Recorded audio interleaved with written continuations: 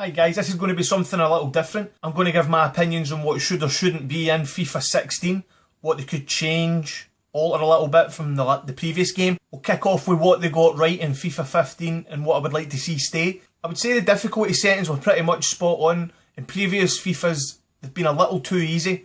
This is definitely more difficult, especially when you go into Ultimate and stuff. I really like that. There's nothing worse than playing a game in the highest difficulty setting and still being able to absolutely smash teams.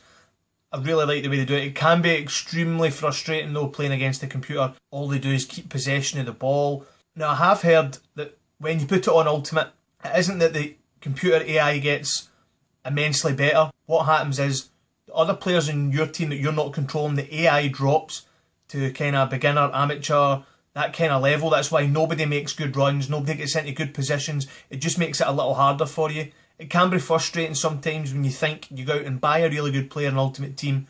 For talking sake, Inform Griezmann, I had him in my team playing against Ultimate and he stood there like a statue while I'm running forward with Benzema. No runs were getting made, he wasn't trying to make space. But I suppose that's what higher difficulty settings are all about, so you can't complain too much. I'd like to see them bring that forward into FIFA 16. The next thing is the shooting and the passing. I think it's been okay in FIFA 15 to be honest. One-on-one with the keepers, that's probably more of a goalkeeping fault rather than you being able to shoot better. The keepers are pretty unresponsive sometimes. The passing is quite good, fancy flicks, 1-2s, the through balls. It's all been pretty much there or thereabouts. It can be frustrating sometimes when you want to play to a player the other side of the park, hitting the button full, giving it a full bar, so it goes to the other side of the park and he passes it, tries to pass it to someone who's 6 feet away from him. That can be annoying. But I suppose if you want to get rid of that, you have to put it onto manual. That takes it up a whole new level. It's just one of those things, I guess. The layout in the menus as well, I think, have been done really well. I hope they don't change it too much. I really like the layout and setup of the menus they have just now. I don't see any need for changing it, although I'm sure they'll alter the pictures and they will alter it in some way. They won't keep it the same. They'll try and freshen it up for FIFA 16. I just think that FIFA 15's layout was quite a good success. I hope they build on that then, at least get into FIFA 16. I think a few things in FIFA 15 Ultimate Team that just fell a little bit short, which was a good idea, was the concept of loan players. I very rarely used them. I think I only used one or two for 1 or 2 matches. I had Messi at the start because I bought the Ultimate Edition. I never even used him. He's still in my team. He still has 4 or 5 games or whatever it is. In fact, I brought him on in the second half of one of the games. So he's 4 games left on him. They didn't utilise it enough, I didn't think. If they were going to introduce that, there should have been loan players involved in winning tournaments, as well as getting a pack, getting some coins. You also get a loan player. It won't saturate the market because you can't trade them. You can only play them in your team. I think it would have just been a better idea to give away players as part of tournament prizes as well as packs and coins. I'd like to see them maybe utilise that a little more in FIFA 15. That's if it stays. I didn't think it was that successful, to be honest, but what did you guys think? Did you think it was successful? If so, comment down below. Did you use anyone? Did it make you want to go out and buy the player that you had on loan? I'd love to hear that. Other major thing in FIFA 15 for me was untradeable items.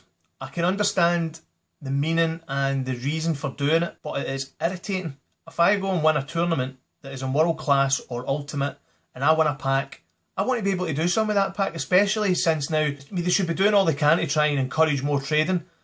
As you know, with the price ranging coming in, I'll talk about that a little later, it's kind of ruined trading.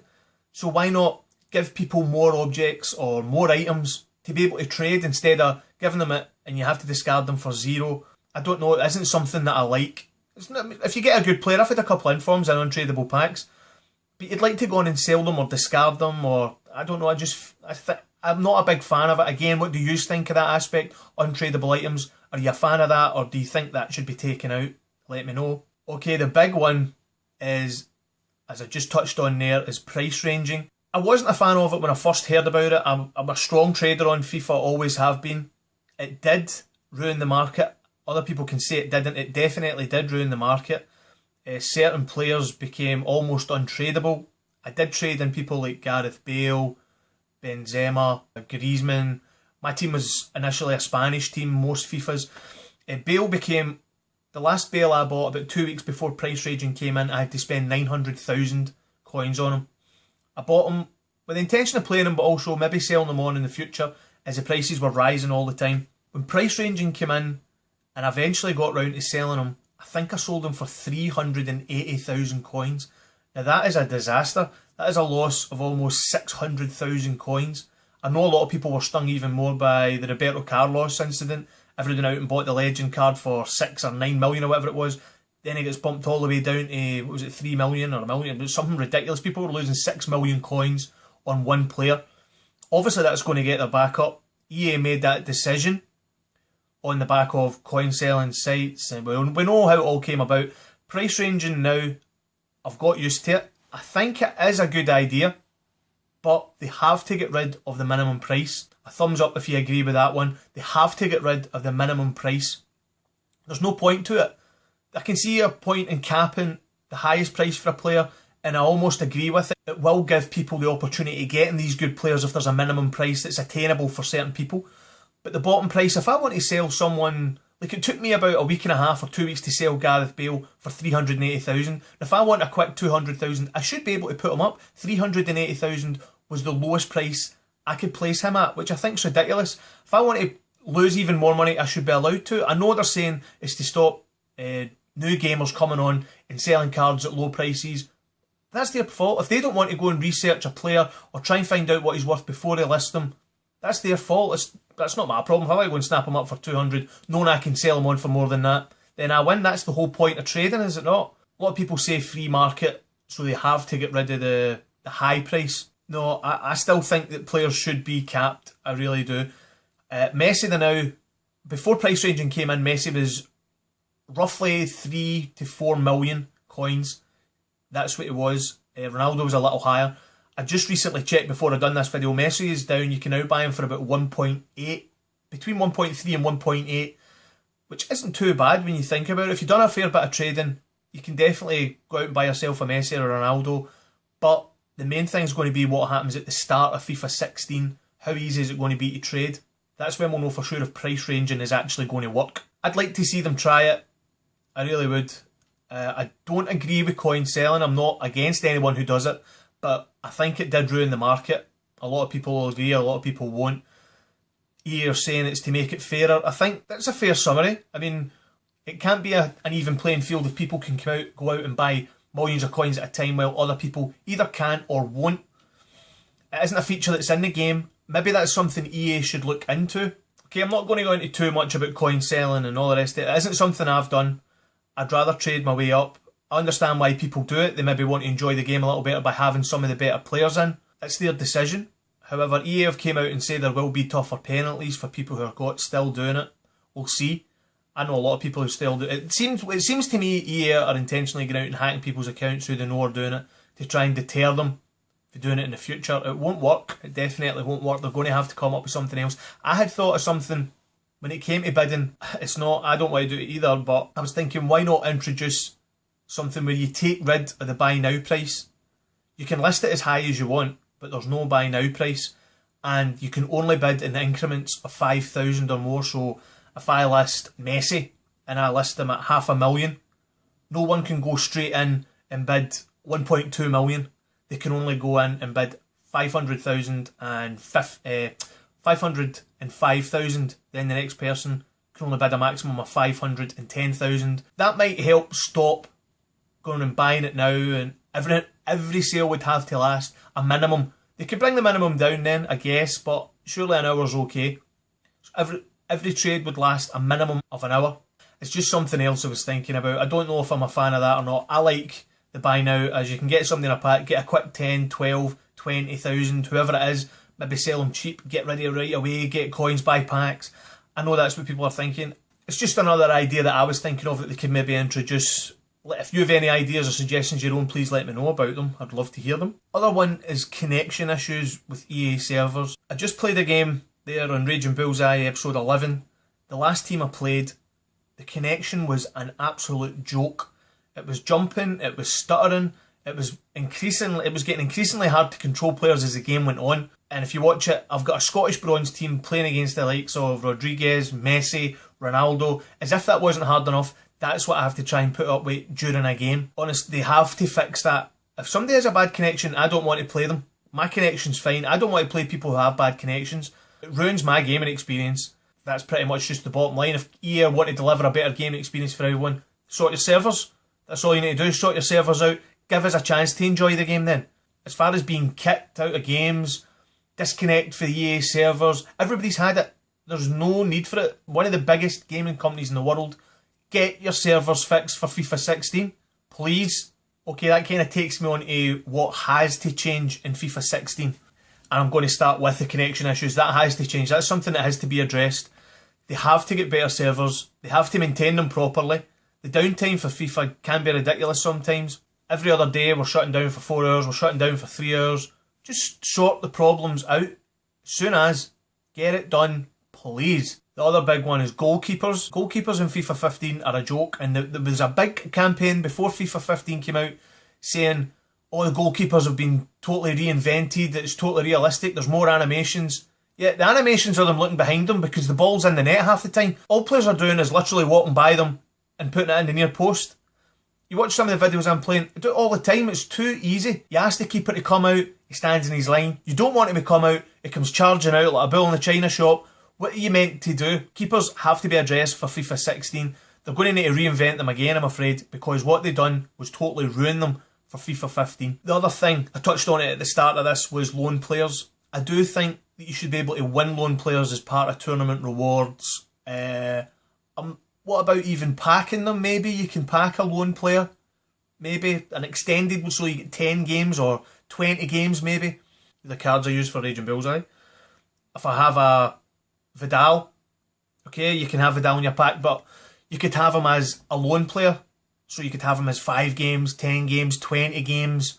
Is that something that sounds good or something that they shouldn't do and only just have it as tournament prizes? Like I say, I didn't use them that much, but let me know what you think about that. The other thing I thought about, they have to try and find a way to make people want to trade in the game. I was thinking, why not add something different? So with a stadium card, why not attach a trait that kicks in for the last 15 minutes of a game? Like, Tottenham were scoring loads of goals towards the end of games this season, so why not have second win trait? So if you're at White Hart Lane, comes to the last 10 minutes, everyone's stamina gets a bit of a boost. It helps drive the team for the last 10 minutes to try and get that goal.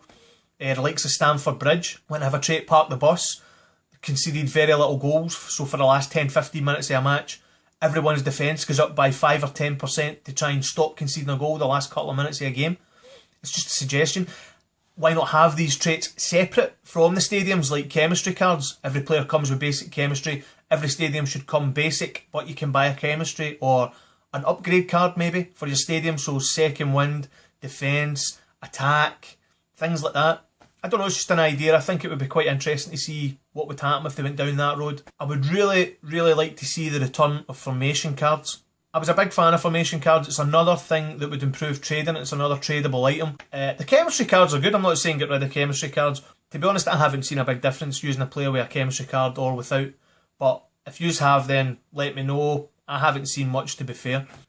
The other big thing is FIFA points. If you want to stop people selling coins and all the rest of it, why not do it better yourself? Get rid of FIFA points and introduce coins. You just buy coins. Give the players the option to buy players. Give them the option to buy packs. Give them the option to do whatever they want. Just using the in-game currency without a side currency is pretty meaningless and extortionate, to be fair. Just go out, buy coins, buy your packs, buy your players.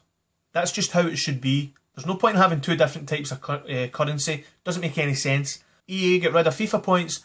Bring in coins, do the right thing, discourage people from buying coins for other people, please.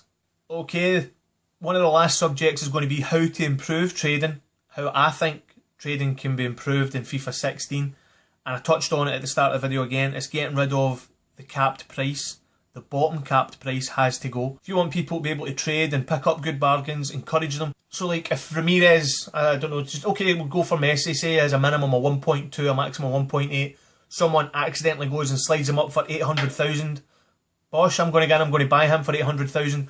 I might try and sell him quick for 900 or a million, or you know what I mean? That is the kind of thing that's going to encourage trading. If people know they can still pick up a bargain, whereas they now, everybody's just putting the player up for the minimum price. 90% of the time you go and search for a player, 9 times out of 10 you'll get him for that minimum price unless he's a really highly regarded player. That's what's ruining it. Just get rid of the minimum price. Keep the maximum, I'm all in favour of that. Get rid of the minimum one though. That's it. The last thing I'm going to touch on is controversial. Should diving be introduced into FIFA 16? All pundits, all football shows, diving is now part of the game whether you like it or not. It's just as much part of the game as pushing, shoving, pulling shots. That's in FIFA. Diving was introduced a while back in FIFA. It wasn't that successful. It was quite hard to fool the ref. But is it something that should be introduced, or is that just going to bug people even more? Running through, you know you haven't touched them, they go down and win a penalty. I know you'll be raging, but what if you do it up the other end and you get the penalty or the free kick? Bookings, I think there would definitely be more bookings, there would definitely be more sendings off for people unsuccessfully diving. But I mean, you don't have to do it, it's not something you have to do, you don't have to dive if you don't want to. I just think if you're going to have pushing, pulling, jostling for the ball, diving should be in it. You should have the option, if you know someone's pushing or pulling at you, you should be able to press a button to go down and try and win a free kick instead of just getting bossed. That's just my opinion. I don't know. I think I'd like to see it, although I think I'd be one of the guys that would maybe use it too much and get more people sent off than I would win penalties or free kicks. But okay, that's just kind of my 2 cents worth in FIFA 16, what I'd like to see and what I think should be removed. If you have ideas of your own, please let me know about it. I'd like to hear them. Other than that, guys, if you haven't watched Raging Bullseye, that's my Road to Glory series I have up just now. Why not watch it right for the start? If you enjoyed this video and you agree with some of the points, I'd love you to hit the like button. Maybe comment below what you liked, what you didn't like, what you agreed with and what you didn't. I'll try to get back to as many as I can. But until then, thanks guys. Catch you later.